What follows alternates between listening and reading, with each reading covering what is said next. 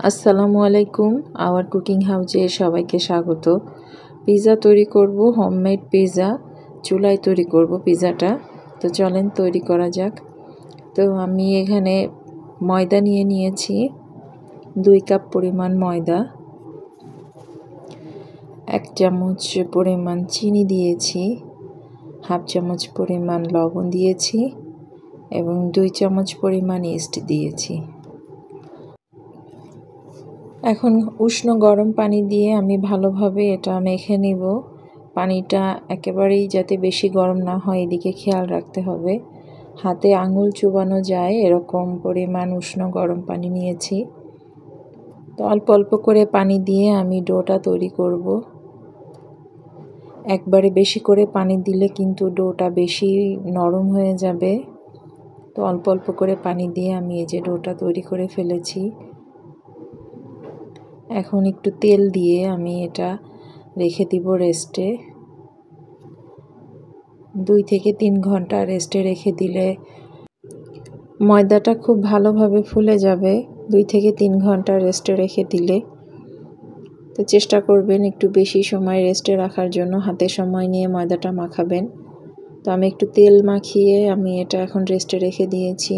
আর এই যে boneless piece নিয়েছি, এখানে চিকেন বোনলেস পিসগুলো দিয়ে দিয়েছি। রসুন কুচি, একদম মিহি করে কুচানো রসুন দিয়েছি।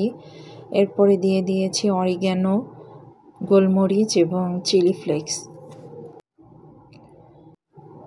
1 চামচ ভিনেগার দিয়েছি আর 2 চামচ পরিমাণ কুকিং অয়েল দিয়েছি এবং লবণ দিয়ে দিয়েছি।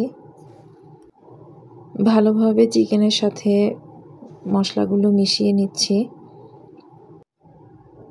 চিকেনটা মাখানো হয়ে গেলে আমি ভাজতে যাব। আমি কিন্তু এটা মাখিয়ে রাখিনি, আপনারা চাইলে কিছু সময় রেস্টে রেখে দিতে পারেন এভাবে মাখিয়ে। তো আমি ফ্রাই প্যানে 1 টুকরো বাটার দিয়ে দিলাম। বাটার ছাড়া অয়েল দিয়েও তৈরি করতে পারেন। বাটার দিলে চিকেনের ফ্লেভারটা খুব ভালো আসে, এজন্য আমি একটু বাটার দিলাম। বাটারটা গলে যাওয়ার পরে আমি চিকেনগুলো দিয়ে দিচ্ছি।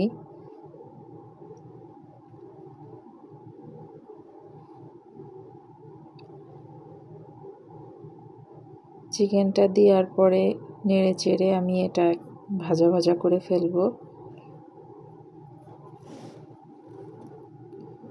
চিকেনটা তৈরি হতে খুব বেশি সময় লাগে না, অল্প সময়, বোনলেস চিকেন যেহেতু অল্প সময় তৈরি হয়ে যায়। তো খুব সুন্দর একটা ফ্লেভার বের হয় বাটারের জন্য। চেষ্টা করবেন যদি বাটার থাকে বাটারটা ব্যবহার করতে। তো আমার চিকেনটা কিন্তু রেডি হয়ে গেছে। 5-10 মিনিট চুলার উপরে এভাবে নেড়ে চেড়ে আমি চিকেনটা রেডি করে ফেলেছি। এখন এগুলো আমি একটু সাইড করে রাখবো। চিকেনটা তুলে নিয়ে একই ফ্রাই প্যানে আমি কিছু পেঁয়াজ দিয়ে দিয়েছি। পেঁয়াজগুলো একটু বড় করে কেটে নিয়েছি। আপনারা চাইলে পেঁয়াজটা কাঁচা ব্যবহার করতে পারেন। আমি হালকা একটু সটে করে নেব, খুব বেশি ভাজবো না। চুলার উপরে নেড়ে চেড়ে একটু পেঁয়াজটা একটু নরম হয়ে আসলে আমি নামিয়ে ফেলবো। তো আমার পেঁয়াজটা কিন্তু হয়ে গেছে, আমি এর থেকে বেশি আর ভাজবো না। তো আমার এই যে রেস্টে রাখা ময়দাটা দেখেন কতটা ফুলে গেছে, অনেক সুন্দর করে ফুলে গেছে। ময়দাটা এখন একটু ভালোভাবে হাত দিয়ে মথে নিচ্ছি, ভেতরের হাওয়াগুলো বের করে এটা আরেকটু ভালোভাবে মথে আমি ডোটা রেডি করে নিচ্ছি। তো এই যে আমার ডো রেডি হয়ে গেছে। এখন আমি এটা একটু ময়দা ছিটিয়ে দিয়েছি এবং হাত দিয়ে আবারও একটু এভাবে প্রেস করে করে এটা আমি আর একটু মথে নিচ্ছি।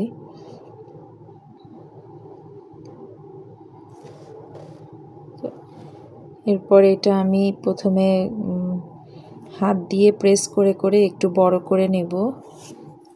এভাবে হাত দিয়ে চেপে চেপে প্রেস করে একটু চারিদিক ছড়িয়ে একটু বড় করে নেবেন। তারপরে বেলুনি দিয়ে বেলে নেবেন। তো এরপরে আমি এই যে বেলুনি দিয়ে আস্তে আস্তে করে বেলে নিচ্ছি। পিৎজাটা যতটুকু বড় করতে চান ঠিক ততটুকু পরিমাণ বড় করে নেবেন। তো আমি এর থেকে বেশি বড় করব না, আমি আগে থেকেই পিৎজা ট্রেতে বাটার প্রেস করে রেখেছিলাম। তো পিৎজা রুটিটা দিয়ে আমি এখন ভালোভাবে হাত দিয়ে প্রেস করে দিয়ে আমি এটাকে সেট করে দিচ্ছি। তো চারপাশটা ভালোভাবে এভাবে করে আপনারা হাত দিয়ে চেপে চেপে প্রেস করে একটা শেপ দিয়ে নেবেন।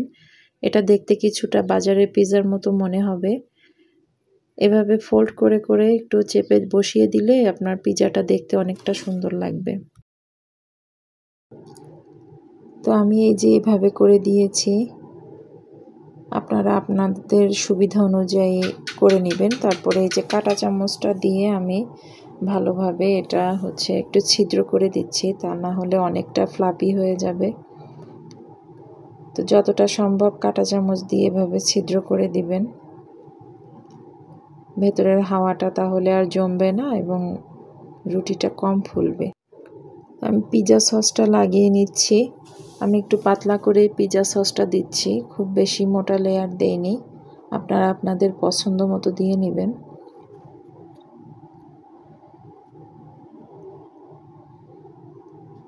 পিৎজা সসটা লাগানোর পরে আমি চিকেনগুলো দিয়ে দিচ্ছি।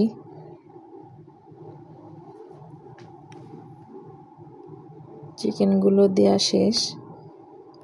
এখন দিয়ে দিব কিছু ব্ল্যাক অলিভ, এটা অপশনাল, আপনারা যদি অপছন্দ করেন তাহলে স্কিপ করতে পারেন, আর পছন্দ করলে তো অবশ্যই দিবেন। এখন দিয়ে দিলাম যে ভেজে রাখা